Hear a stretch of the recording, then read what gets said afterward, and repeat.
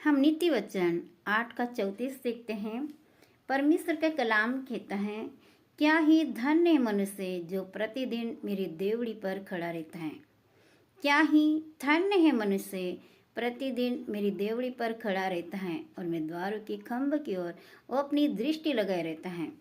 हम यहाँ पर यह सीखने के लिए मिलता है कि एक धर्मी व्यक्ति क्या ही धन्य है जो प्रतिदिन परमेश्वर की देवड़ी पर यानी वेदी पर खड़ी रहता है ना। हम देखते हैं कि क्या ही है वो धर्मी व्यक्ति जो परमेश्वर का भय मानने वाला, वह परमेश्वर की देवड़ी पर क्या करता है, प्रतिदिन खड़ा रहता है। क्या करता है, प्रतिदिन खड़ा रहता है और उसके द्वारों के खंभ की ओर अपनी दृष्टि लगाए रखता है। हमेशा वह परमेश्वर की क्या करता है, बाढ़ जोता है, वो भोर को उठेगा और हमेशा अपनी जो दृष्टि है, अपना जो ध्यान है, वो क्या करता है, परमेश्वर की ओर लगाता है। और परमेश्वर उसे कहता है, क्या ही धन्य है मनुष्य जो प्रतिदिन क्या करता है, मेरी देवड़ी पर खड़ा रहता है। आज हमें परमेश्वर के द्वारों के खंभों की ओर देखना है, हमें इसकी वेदी पे क्या करना है, खड़ा रहना है। जब हम परमेश्वर की वेदी पे खड़े रहते हैं तो परमेश्वर का वचन हमारे जीवन में काम करता है और 100% फल को लेकर आता है।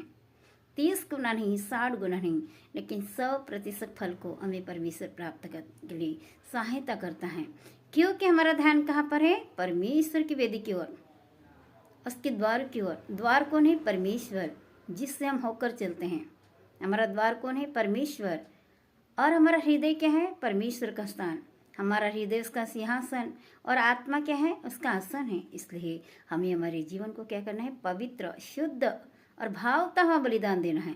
जब हम धर्मी बनकर चलते हैं और परमेश्वर के राज्य की खोज करते हैं, परमेश्वर का कलम क्या कहता है, जो कोई इसके धर्म और राज्य की खोज करता है, स्वर्गीय आशीष उसके पीछे हो लेते हैं। पवित्र आत्मा आज हमें सहायता कर रहा है, मदद कर रहा है। इसलिए हमारा जीवन कैसा होना चाहिए, पवित्र और शुद्ध और भावता हुआ। परमेश्वर को हमें क्या करना है, बलिदान चढ़ाना है। तो हमारा ध्यान कहाँ पर रहना है, एवरी टाइम परमेश्वर की वेदी की ओर। हमारा ध्यान परमेश्वर की वेदी की ओर रहना है। आमीन।